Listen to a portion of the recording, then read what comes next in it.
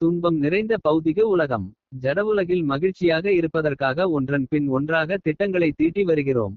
ஆனால் இந்த உலகம் காலயம் அசாஸ்வதம், துன்பத்தின் இருப்பிடம் என்று புருஷோத்தமராகிய முழுமுதற் கடவுளால் உறுதி செய்யப்பட்டுள்ளது.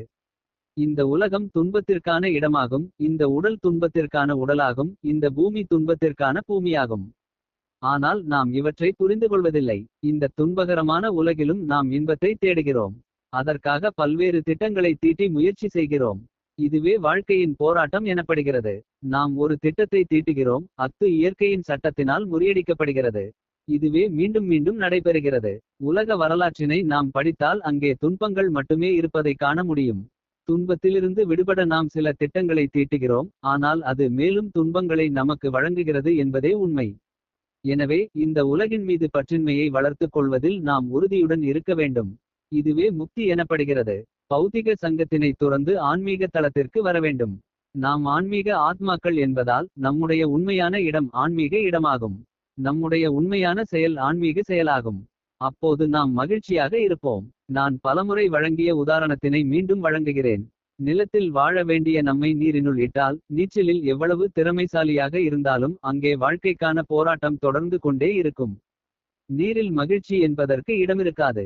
நீரிலிருந்து நிலத்திற்கு வந்தவுடன் விடுதலையை உணர்வோம். இதுவே நமது நிலையாகும். நாம் புலனுகர்ச்சியை அனுபவிப்பதற்காக ஜடவுலகத்திற்கு வந்துள்ளோம். புலனின்பத்தை அனுபவிப்பதில் நாம் எவ்வளவு திறமைசாலியாக இருந்தாலும் ஒருபோதும் நாம் வெற்றியடைய மாட்டோம். பௌதிக செயல்களை விட்டுவிட்டு ஆன்மீக வாழ்விற்கான செயல்களில் நாம் ஈடுபட வேண்டும். எத்தகு முட்டாள்கள் அசுரர்களாக அறியப்படுகின்றனர். மற்றும் சத்துவ குணம், ரஜோ குணம், தமோ குணம் உணவுகள். பகவத்கீதை 17:10. காமம் மற்றும் பற்றுதலின் பலவந்தத்தால் சாஸ்திரங்களில் பரிந்துரைக்கப்படாத கடுமையான தவங்களை தற்பெருமையுடனும் அகங்காரத்துடனும் செய்பவர்கள் உடலின் ஜட மூலக்கூறுகளை துன்புறுத்துவது மட்டுமின்றி உள்ளே உறைந்துள்ள பரமாத்மாவையும் துன்புறுத்துகின்றனர். அத்தகு முட்டாள்கள் அசுரர்களாக அறியப்படுகின்றனர். சிலர் சாஸ்திர விதிகளில் குறிப்பிடப்படாத தவங்களையும் விரத நெறிகளையும் உற்பத்தி செய்கின்றனர். உதாரணமாக ஏதேனும் அரசியல் உள்நோக்கத்தை நிறைவேற்றுவதற்காக உண்ணாவிரதம் இருப்பது போன்ற செயல்கள் சாஸ்திர விதிகளில் குறிப்பிடப்படாதவை. சாஸ்திரங்களில் உண்ணாவிரதம் என்பது ஆன்மீக முன்னேற்றத்திற்காக பரிந்துரைக்கப்பட்டுள்ளது. சில அரசியல் நோக்கத்திற்காகவோ சமூக இலக்கிற்காகவோ அல்ல. அத்தகு விரதங்களை ஏற்பவர்கள் பகவத்கீதையின்படி நிச்சயமாக எதிரானவை. மேலும் பொதுவாக இவற்றால் மக்களுக்கு எந்தவித நன்மையும் உண்டாகாது. உண்மையில் தற்பெருமை, அகங்காரம், காமம், பௌதீக இன்பத்திற்கான பற்றுதல் ஆகியவற்றினால் இவர்கள் செயல்படுகின்றனர். இத்தகு செயல்களால் உடலை உருவாக்கியுள்ள ஜட மூலக்கூறுகளின் சேர்க்கை மட்டும் துன்புறுவதில்லை, உடலுக்குள் வாழ்கின்ற முழுமுதற் கடவுளும் துன்புறுகின்றார். அரசியலை குறிக்கோளாக கொண்ட அத்தகு விரதங்களும் தவங்களும் மற்றவர்களுக்கு மிகுந்த தொல்லை கொடுப்பது நிச்சயம்.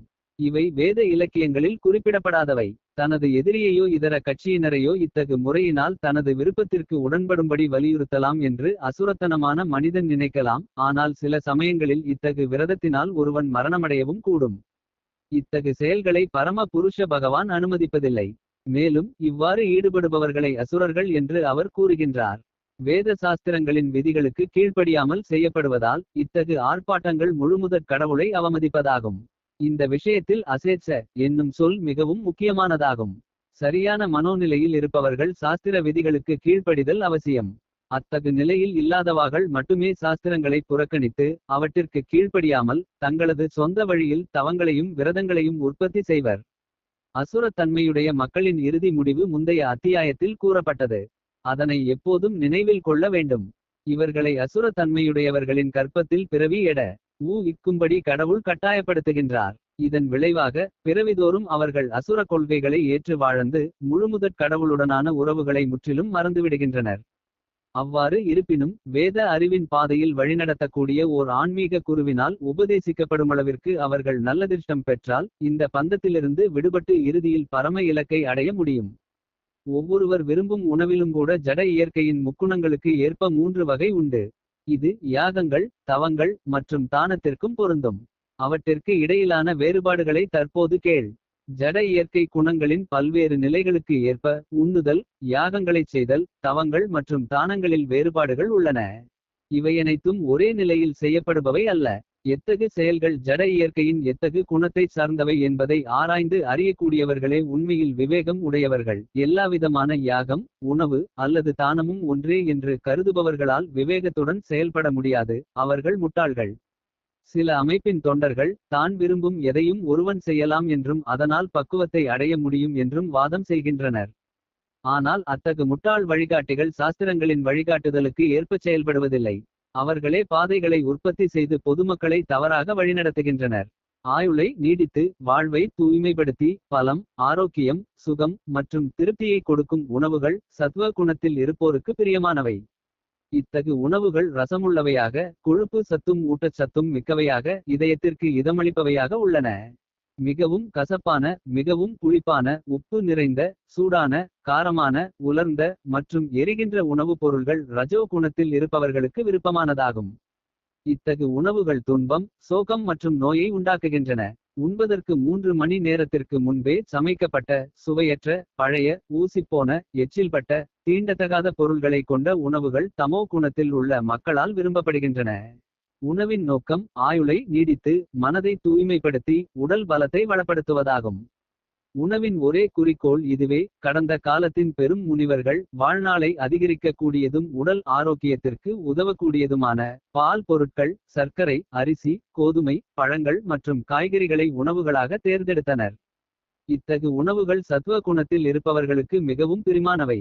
சமைக்கப்பட்ட சோளம் வெல்லப்பாகு போன்ற இதர உணவுகள் நேரடியாக உண்பதற்கு உகந்தவையாக இல்லாவிடினும் பால் அல்லது வேறு உணவுப் பொருட்களுடன் கலக்கப்பட்டு சுவையூட்டப்படுகின்றன. அதன் பின்னர் அவையும் சத்துவ குணத்தில் இருப்பவையாகிவிடுகின்றன. இந்த உணவுப் பொருட்கள் யாவும் இயற்கையிலேயே மிகவும் தூய்மையானவை. தீண்டத்தகாத பொருட்களை மது மாமிசம் போன்றவற்றிலிருந்து இவை முற்றிலும் வேறுபட்டவை. 8வது பதத்தில் குறிப்பிடப்பட்டுள்ள கொழுப்பு சத்துமிக்க உணவுகளுக்கும் மிருகங்களை கொல்வதால் அயைடப்படும் கொழுப்பிற்கும் எந்தவித தொடர்பும் இல்லை. எல்லா உணவுகளிலும் மிகச்சிறந்ததான பாலின் உருவில் மிருகத்தின் கொழுப்பு நமக்கு கிடைக்கின்றது.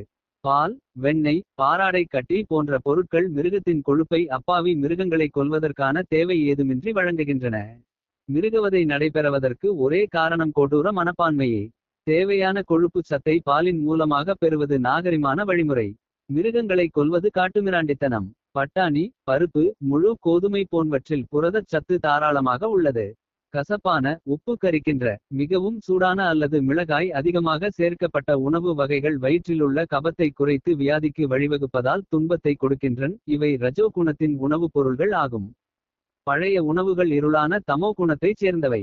சாப்பிடுவதற்கு 3 மணி நேரத்திற்கு முன்பு சமைக்கப்பட்ட எந்த உணவும் இறைவனுக்கு படைக்கப்பட்ட பிரசாதத்தை தவிர தமோ குணத்தில் இருப்பதாகவே கருதப்படுகின்றது. ஊசிப்போவதால் துர்நாற்றத்தை தரும் அத்தகு உணவுகள் தமோ குணத்தில் இருக்கும் மக்களை அடிக்கடி கவருகின்றன. ஆனால் சத்துவ குணத்தில் இருப்பவர்களை வெறுப்பூட்டுகின்றன. எச்சில்பட்ட உணவுகள் முழுமுதற் கடவுளுக்கு முதலில் படைக்கப்பட்டவையாக இருந்தால் அல்லது சாதுக்களால் குறிப்பாக ஆன்மீக குருவினால் முதலில் உண்ணப்பட்டதாக இருந்தால் மட்டுமே ஏற்றுக்கொள்ளப்பட வேண்டும். இல்லாவிடில் எச்சில்பட்ட உணவுகள் தமோ குணத்தைச் சேர்ந்தவையாக கருதப்படுகின்றன. அவை தொற்று நோய்களை அதிகப்படுத்துகின்றன. அத்தகு உணவுகள் இருண்ட குணத்தில் இருப்பவர்களுக்கு மிகவும் சுவையானவையாக இருந்தாலும் சத்வ குணத்தில் இருப்பவர்கள் அவற்றை விரும்புவதில்லை தொடுவது கூட இல்லை. பரம புருஷ பகவானுக்கு படைக்கப்பட்ட பிரசாதமே மிகச்சிறந்த உணவாகும்.